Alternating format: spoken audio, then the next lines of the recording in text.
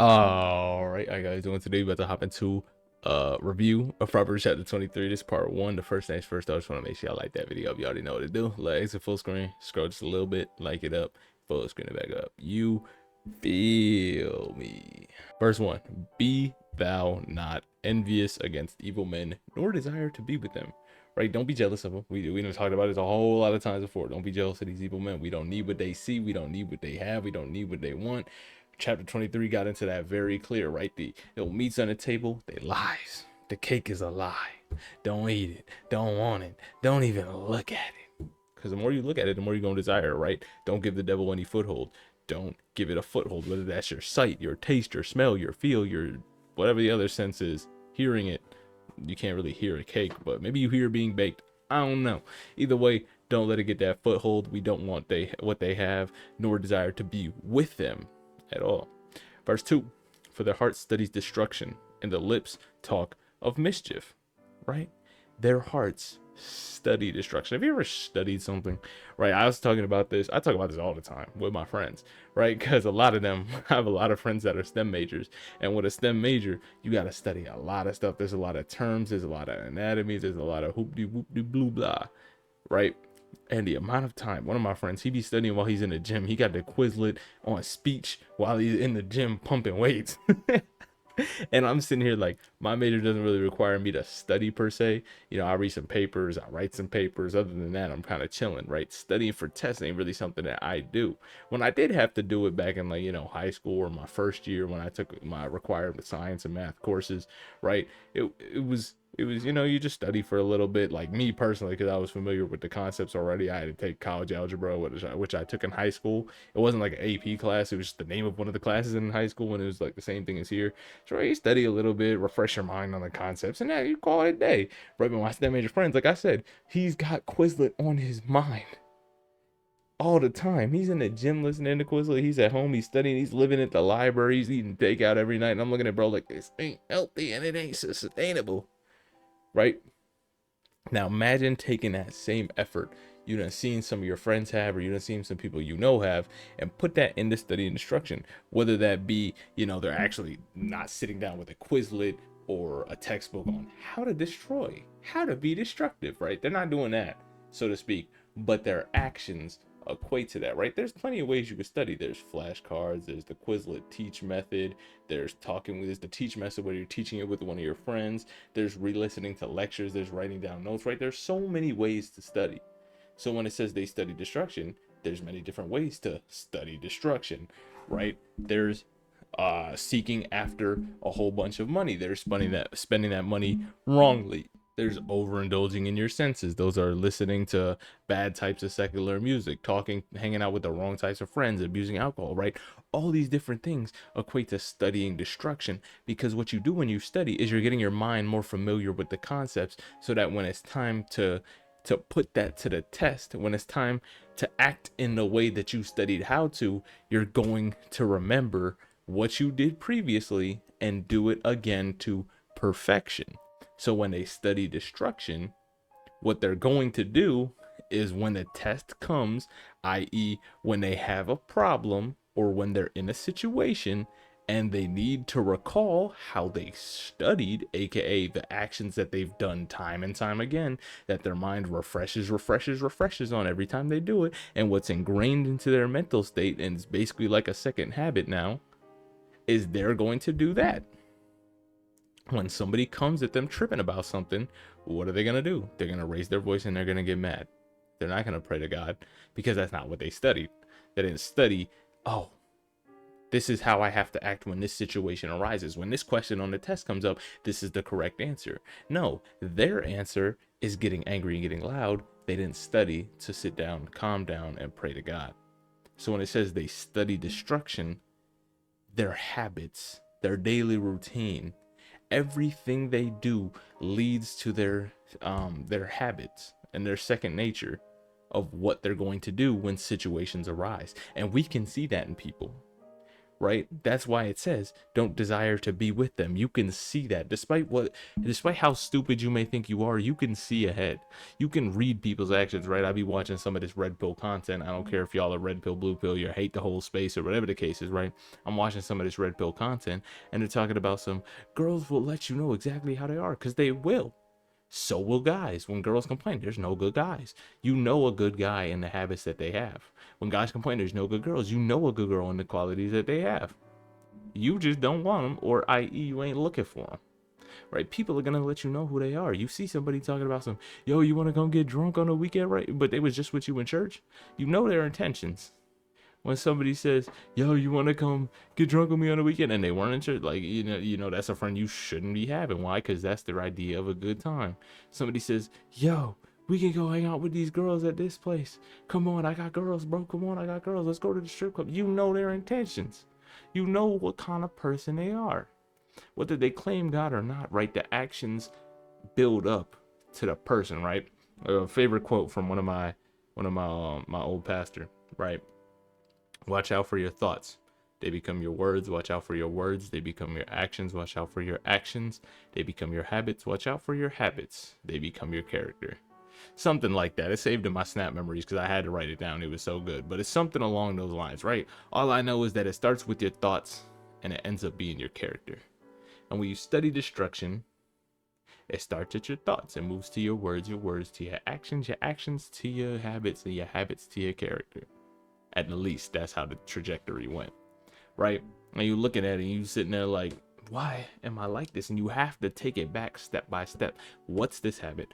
Break the habit. Now it's just become a random action you do every once in a while. Break it down from an action to just words. God, I want to do this, but I can't do this, and I love you, right? Break it down from a word to now it's just a thought. Thinking, God, I want to do this, but I love you more. And then from a thought, poof. Now it's not even one. Because you done broke from it being a habit and an action and a word to now it's not even a thought. And now you study godliness. And we're going to get into it a little later. Anyway, that was a very long-winded thing on this very short verse. But I want you to see how it adds up, how it builds up, right? Things that we don't think about. Your thoughts that you just think and you don't think anything of those thoughts. They become greater than that. And that's what you're studying, so to speak. And their lips talk of mischief. They talk mischief. They talk about crazy stuff, right? And we said your thoughts become your words, and then your words to your actions, your habits, and your character. And you don't want to be that with a bad character, let me tell you. Verse 3. Through wisdom is a house built and understanding is established. And he said in the sermon, by building houses, i.e. houses, families, right? Because a house could be, a man's house is his family. A man's house is his literal house. Man's house is his community. Whatever you want to call this house, could be even your job, your livelihood, so to speak. Whatever it is, today we suck at it, right? Divorce rates are through the roof. Economy's gone to garbage. People's mental health is in the trash can. Right, we talk about Pride Month is now Men's Mental Health Month. Ain't nobody care about no men's mental health, but that's the reason, because it's all in the garbage, because we're not relying on God, right? We see wisdom. Through wisdom is this house built, is every single thing established. Why? Because Jesus talked about it in Hebrews. He's the glue that holds everything together. I don't remember what chapter it was, maybe chapter 2 or maybe chapter 4. I don't know. Either way, it's this through Jesus that everything is held together and bonded together on this planet, i.e. Jesus is the reason everything is established, right? And I'm pretty sure there's a verse about establishing, and it's not just the second part of this verse, by understanding it's established. There's another verse, pretty popular verse, I believe, but I can't think of it right now. But beginning of wisdom starts with the fear of the Lord, is what we're told in Proverbs. I believe that was chapter 1 or 2 as well. But with that, we see that that's how you establish a house, or build a house. And then understanding, being somebody open to the thoughts, understanding this knowledge, right? If you can seek knowledge, you can get, or you can seek this wisdom, you can gain some wisdom. But by understanding it, by deeping it, you can really get there and establish your house, whatever that looks like to you, whether that's your family, your livelihood, your job, your mental health. It can be established through the Lord, because everything already is. So to establish anything else, you know who it's got to go through, right? Verse 4, and by knowledge shall the chambers be filled with all precious and pleasant riches. And he mentioned in the sermon, he mentioned so many people that go and seek out everything else. right? Marriage counseling, he brought up how couples are like, I need marriage counseling. And he's like, all right, first things first, you got to come to Sunday and Wednesday service week after week, because I can't help you if you don't help yourself. Because all he's going to be doing in that counseling is spitting back stuff from the word. And if you don't have a firm foundation in the word, why is you doing anything that requires a word to be establishing it, right? Which is why I think so many so-called Christians are dealing with problems, right? And I don't want to say not every Christian's dealing with problems, but like these problems that other people can see, and it's like, you know, it's just it's a lack of, it's a true faith, because we're not in our word. And that's just the truth. A lot of Christians just aren't in their word on a regular basis, which is part of the reason I started this, right? Because I was like, studying the word is opening my mind so much to the understanding that God really has for us, right? And breaking it down. This is how I learn. I'm not even gonna lie, this is how I'm learning. When I was just reading the word and watching the sermons by myself, I wasn't understanding it, but the voice of God is in me. And I don't mean to talk to you guys, I mean to talk to myself. I have conversations with myself constantly, and I can tell that it's literally me and my flesh talking with God, because there's points where I'm like, yo, what are you doing? And I realize it's God, because, and it's out loud. It's always through my mouth, right? God is like never the voice in my head. The voice in my head is always me, but out loud is God, because he's like, he just takes over my body or something, and it's like, yeah, what are you doing? And I gotta like hear that, you know, and it's like, yo, who are you talking to me? And he's just hits me, yo, what are you doing? And I'm like, and then I think to myself, what am I doing? You know, when you think like, yo, what am I doing? But it's just in your head. It's like, yo, what are you doing? And I hear it, and I'm snapped into it. You know what I'm saying?